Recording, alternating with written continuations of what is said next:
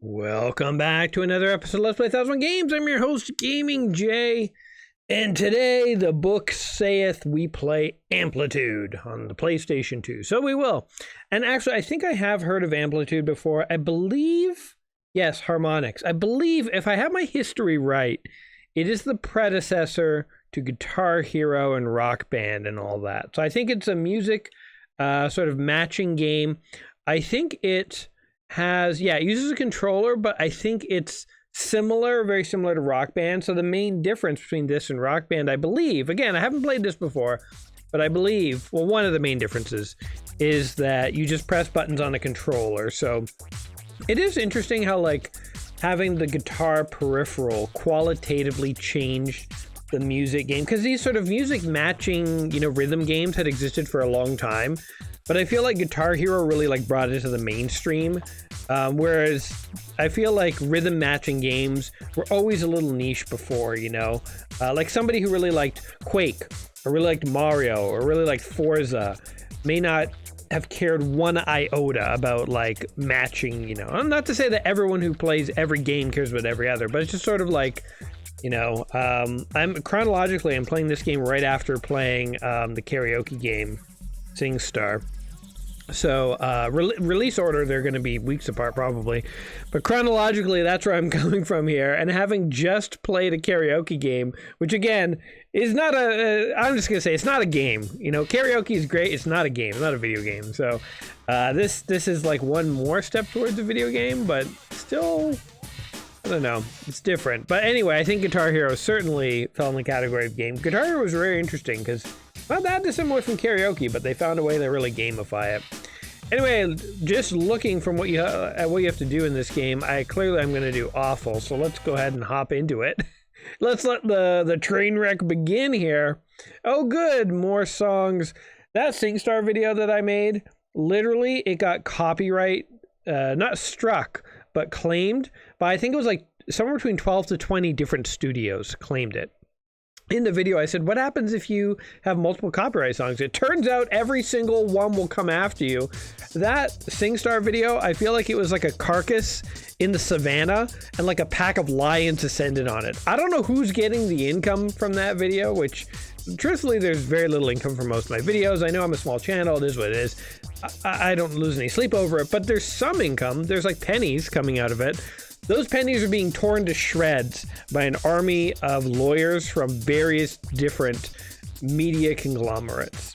Also, I did notice that every Cyndi Lauper song that played not only took my ad revenue, but also blocked the video in Russia, which I don't know if that's political or not, but I want to believe it is, and I want to say, go Cyndi Lauper. You blocked those videos for political reasons because Viva Ukraine, baby. It's not Viva, I know, but yeah, anyway, I got some Ukrainian ancestry in me, and even if I didn't, Ukraine all the way, man. All right, anyway, let's get down to brass tacks here. My controller turned off? What happened? Okay, here we go. I think we're hopping in. Or not. Do I have my controller plugged in? I can't tell. Only the fastest finger will survive. Compete online against up to 3 other players in head-to-head matches. Collaborate with others online. In Amplitude. I have the demo, by the way. This isn't the full version. Okay, press the start button. Here we go. We're gonna do it. Looks like we're hacking into the Matrix, Johnny Mnemonic style. Standard frequency. Look at this dude. He's like, yeah, boy. He's like, I'll hack your frequencies, dog. What was the name of the guy in Johnny Mnemonic? It was like, because he goes into the Matrix to talk to someone, and he's like, if Viper finds out you're here, man, you're dead. And he's like, I'm dead if I don't get this information out of my head. I got 2 gigabytes of information in here. It's killing me. Or whatever it was, 80 gigabytes. He used a hard drive doubler or something. Basic Training or Cherry Lips. That's a good song. All right, let's destroy our ability to monetize this puppy on YouTube with some garbage, which are I like them. They were a good 90s band. Cherry Lips is a good song. Oh man, it takes me back. The SingStar thing is happening again. Left 1, right 2. Okay. I just want to listen to the song. Is that a crime? Okay, now we go over here. Boom, boom, boom, boom. Okay, now we go over here. Boom.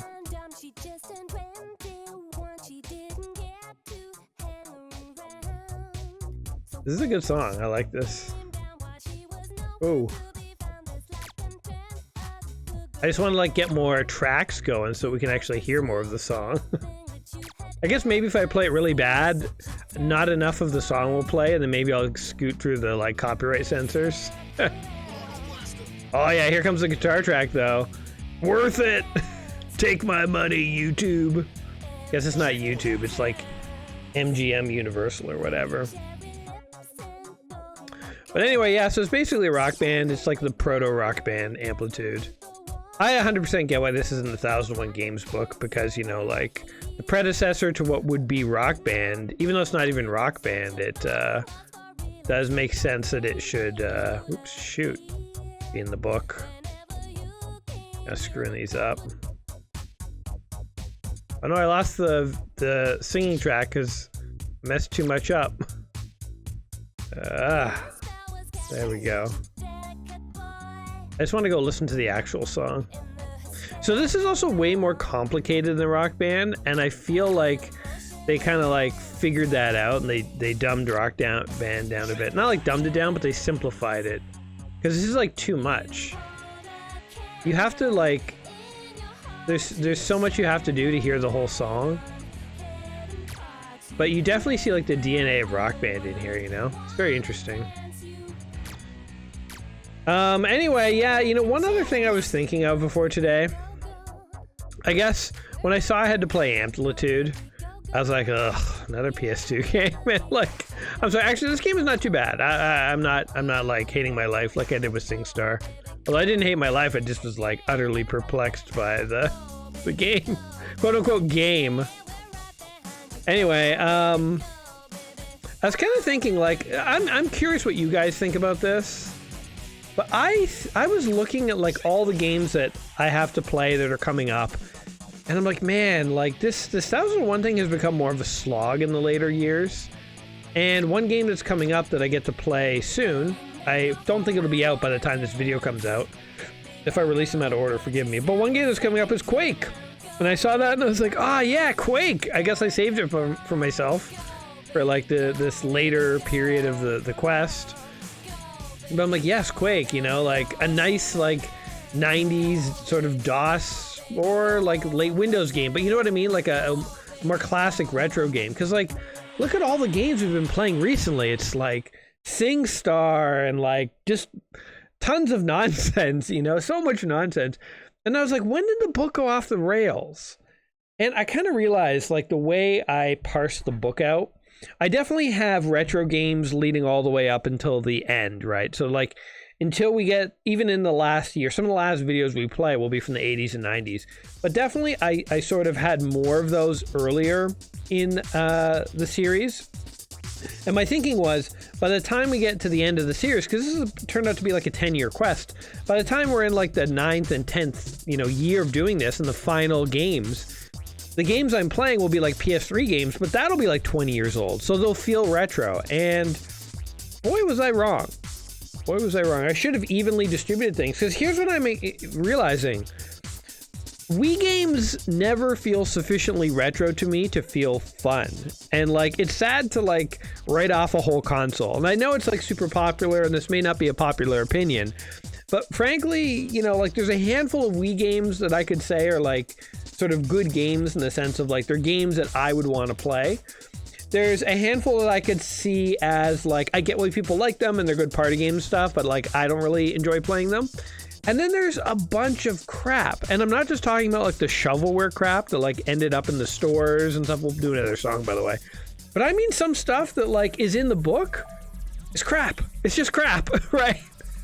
Guys, I've been at this so long, I don't care anymore. I'm telling you my honest opinion. There's some crap in there. Honest to God crap. And it just makes me feel like, I don't mean to say that there's no crap on like the NES, you know, or like, oh, oh man, the Atari had some crap, right? Like there's certainly some crap even in older systems. It's not like just because something is retro, it's good necessarily. But there's also like so many games in those older systems that like really stand the test of time.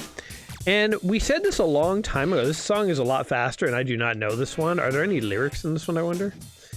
We said this a long time ago, but the book definitely has a problem where you made a book called 1001 Video Games You Must Play Before You Die. It had the entire gaming history to draw from.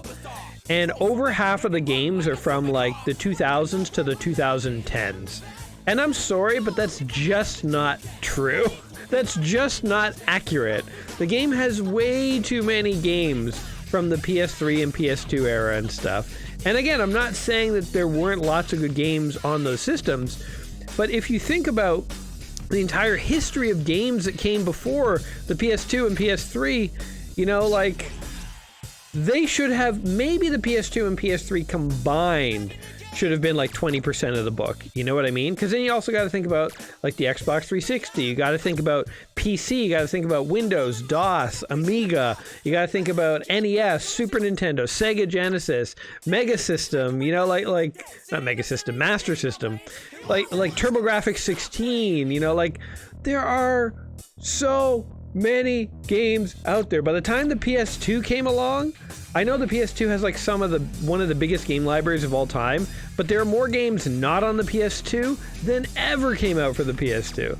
So to have a 1001 book that has so many modern games, I think is skewed. And I know I personally would probably underrate the games from the 2000s and stuff. It's not that there aren't games I love in the 2000s. There certainly are. There's lots of modern games I love, but I don't think I played as many as some of the people who grew up in the 2000s and stuff did. So it's like I played the bigger ones and like a few really iconic ones that I quite liked, but then like I might not know all the hidden gems. So it's like I probably would underrate that era a little bit, but I definitely think I'm in the majority who would look at the 1001 games just played before you die list and say they put in way too many games from the 2000s and 2010s. They heavily underrated the 80s and 90s, and they were quite biased. And so all of this is to say, you know, look, you can make anything you want on your list. If you're going to make a book, put whatever games you want in it.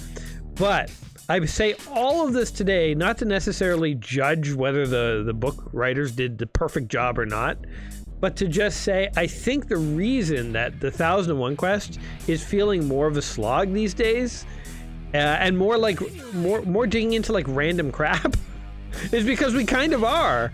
Because the way things have distributed, we're now playing so many games from the 2000s and 2010s, and we never did that in like the first 5 years.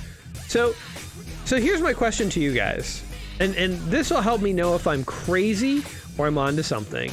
But if you're a long-time viewer and you first watched this channel like several years ago, you got into it, and you've stuck around for some reason, if you have, like, you know, geez, thank you. But if you are those one or two viewers for whom this has happened, or maybe there's like a dozen of you, I don't know.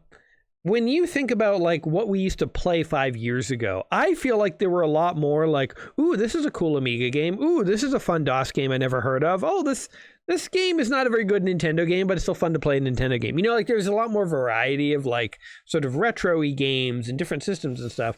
Whereas nowadays I feel like it's a lot like EverQuest, EverQuest 2, EverQuest 3, EverQuest The Golden Years, Guitar Hero World Tour, Guitar Hero 2, Guitar Hero 3, Medal of Honor 2, Medal of Honor 3. You know, it's like, fuck, how many Xbox 360 games can we play when it's the same franchise?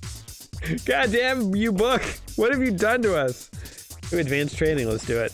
So yeah, I don't know, where do you guys fall on this? So my own feeling for as someone who will fully admit I am biased towards retro and indie style games. So I'm legitimately coming at this from a biased perspective. My own impression of like enjoyability is that I definitely feel like the games that we're playing nowadays are generally less interesting, and sometimes we still find awesome games, but it is fewer and farther between, and I feel like there's a lot more crap that we're slogging through. Just a lot more crap in general. And almost like, again, I'm thinking about it now, like maybe that's even not a fair statement, because we played our fair share of like really bad like Commodore 64 games and stuff, but for some reason they didn't feel as, I don't know what it is. Maybe it's like it was just easier to boot them up and play it and be done with it. Whereas like if you have to go to all the trouble of like getting an Xbox 360 game and like connecting the Xbox to record and like get everything set up, and you play it and you got to watch like an opening cinematic and then you got to do this and this and this, all for a game where you're just sort of like only mildly interested to begin with. It feels like more of a burden. I don't know. Yeah.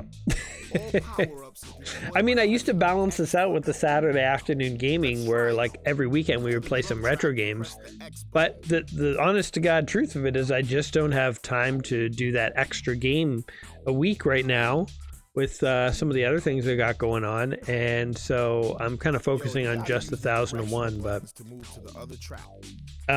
all of this is not to say that we're not going to make it through the list or anything, but I see. He's trying to give me tips. I'm just ignoring him. I don't know. It's a Guitar Hero prototype. What else can we say? You know, it is what it is. I mean, I've seen enough of the gameplay to know that. But where was I going with this? Oh yeah, I also feel like sort of the experience that I've been having recently, thinking about all this, has also kind of like shifted my mindset to like what we're doing with this quest.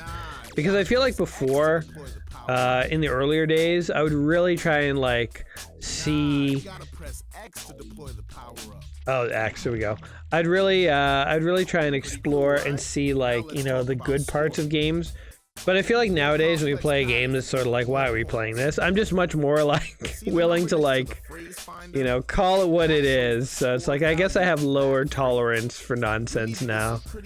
And, you know, again, I think there have been some, you know, there have been some games that are like not quite my style and stuff. I get that. But I feel like there have been more games that are legit nonsense in this. No, you know what? Maybe I take it back. I was gonna say I feel like there are some legit more nonsense, like that Sims 2 thing that we played. Although that was Sims 2 on the Game Boy. The book admittedly probably just told us to play the PC version, which would have been much more normal. But maybe it's not even the book's fault. I was about to say I think there's more nonsense these days, but what was that ZX Spectrum game that we played that was just like a guy walking forward? Oh God, what was that? Deus Ex Machina, I think it was called. And that game was bloody awful. That game sucked. I don't know what we're supposed to do here, by the way. So I don't know. Can you just like button mash? Listen to the beat, you'll get it. Go sneeze.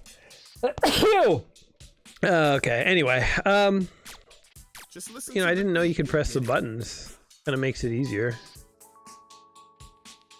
Listen to the beat, you'll get it. I don't know. Anyway, I don't really care. It's Guitar Hero. You know what? It's fine, but I think having played this, it's more complicated, more challenging, not as fun. Guitar Hero gave you that fantasy of being able to play the guitar. So I think, like, as far as rhythm games go, it seems like a well-made one. So if you're a rhythm game person, you'd probably enjoy this.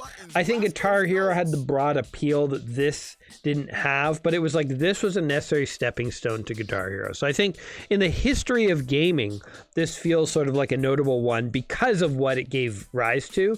But I think if Guitar Hero had never happened, I don't know if Amplitude would be in the book. So that's what I kind of think of Amplitude here. It's a fine rhythm game. Is it notable beyond the fact, to the degree that it should be in the 1001 book, but is it notable beyond the fact that it gave rise to Guitar Hero? And I don't know. Anyway, what do you guys think with the whole quest and what we're doing here? Do you guys, legit, like, am I just a cranky old codger who just wants to play 80s and 90s video games? Or like, do you guys legit feel like, man, like the games these days, like the book is going off the rails, you know, like, or not even off the rails. It's just like, man, these games are just like less interesting than like 5 years ago when you was playing a lot more like, you know, Commodore and Amiga and DOS and PC and NES and Super Nintendo, Sega Genesis games, you know?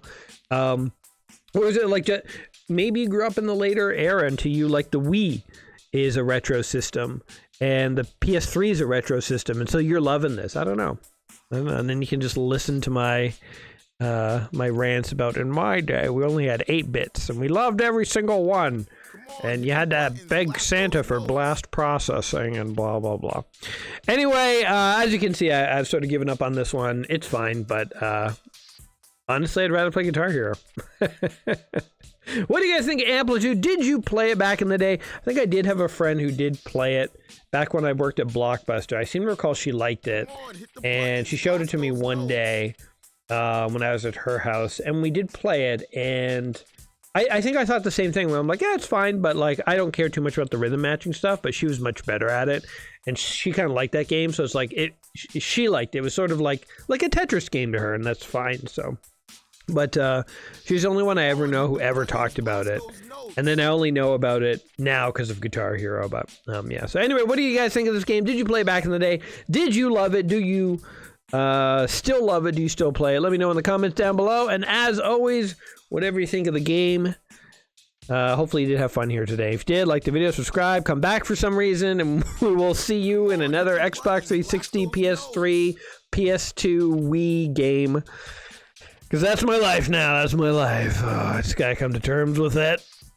Until next time, my friends, you take care of yourselves. And peace.